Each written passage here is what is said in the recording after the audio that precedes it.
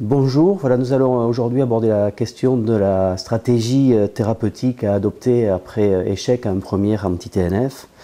Une petite plaque sur mes conflits d'intérêts. Avant de rentrer vraiment dans le sujet, et la première question à se poser quand on traite de cette question, c'est en fait quel est le taux de maintien thérapeutique d'un premier anti-TNF, et donc quand est-ce que va se poser la question et dans chez quelle proportion de patients va se poser la question d'un switch, de remplacement d'un premier anti-TNF par un autre agent biologique. Pour répondre à cette question, on peut par exemple prendre les données qui sont disponibles à partir du registre britannique des agents biologiques. Vous le voyez, plus de 10 000 patients atteints de polyarthrite rhumatoïde qui vont bénéficier d'un premier anti-TNF entre 2001 et 2009.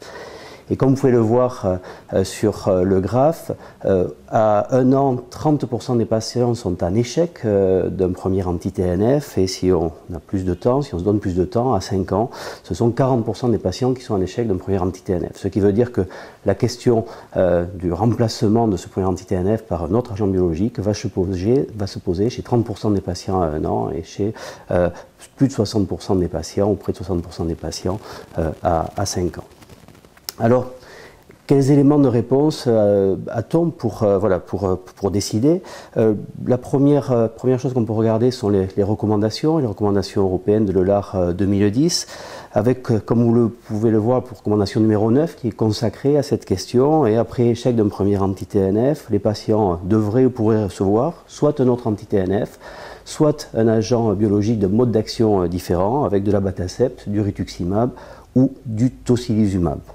Donc, deux grandes possibilités. Et ce que je vous propose, c'est que nous regardions le niveau de preuve que nous avons pour chacune de ces possibilités, à partir des données issues des études contrôlées. Alors, première option, remplacement d'un premier anti-TNF par un deuxième anti-TNF. Il y a une étude contrôlée qui répond à cette question.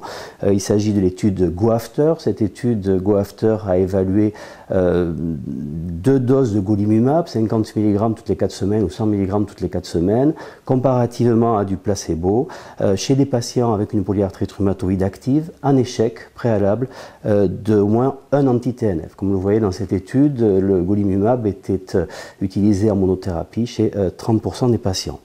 Le critère principal, c'était la proportion de réponse à CR20 à la 14e semaine. Et comme vous pouvez le voir, il y a une supériorité des 2 doses de golimumab, que ce soit 50 mg ou 100 mg toutes les 4 semaines, comparativement au placebo, avec un ratio de réponse golimumab sur placebo qui est de l'ordre de 2. Deuxième option, remplacement du premier anti-TNF par un agent biologique d'un autre mode d'action. Première étude, l'abatacept, avec l'étude Etain. L'étude Etain publiée en 2005, qui a évalué l'abatacept à la posologie à laquelle nous l'utilisons aujourd'hui dans la polyarthrite rhumatoïde, combiné à un traitement de fond non biologique comparativement au placebo chez près de 400 patients atteints de polyarthrite rhumatoïde active en échec préalable d'un premier anti-TNF.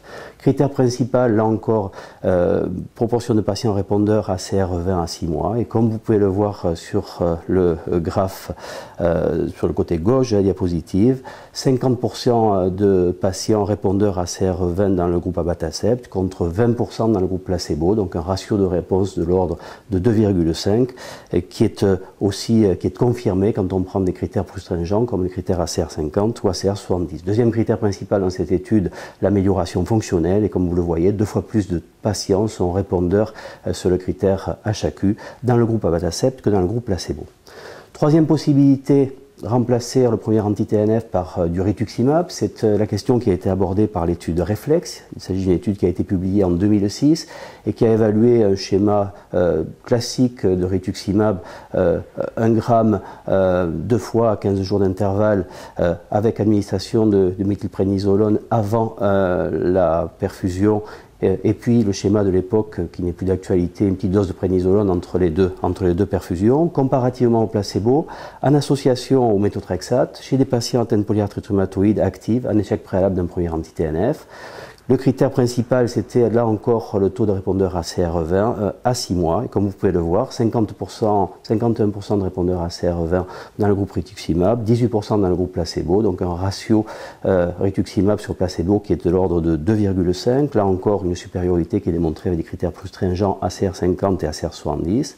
Et particularité de cette étude, de l'étude réflexe, il y avait des données structurales qu'on n'avait pas pour les études précédentes, et les données structurales montrent qu'à 1 an, il y a un bénéfice au rituximab comparativement au placebo en termes de contrôle de la progression des lésions structurales, ici sur le score de Gennant modifié.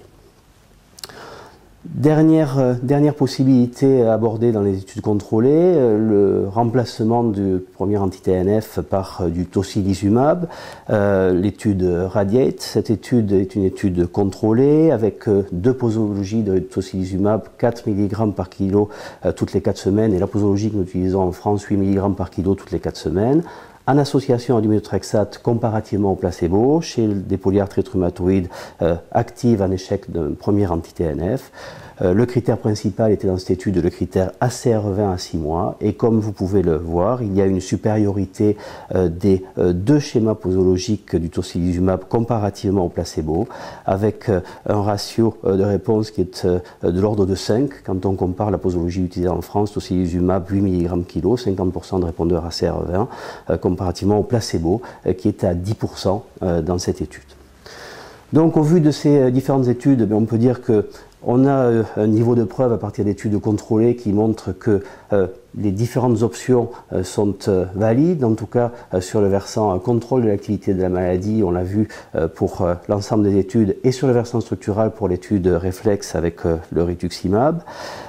Donc il va falloir essayer de déterminer quelques critères de choix qui vont nous permettre de décider, d'adopter une stratégie thérapeutique et de faire donc un choix entre ces différentes options.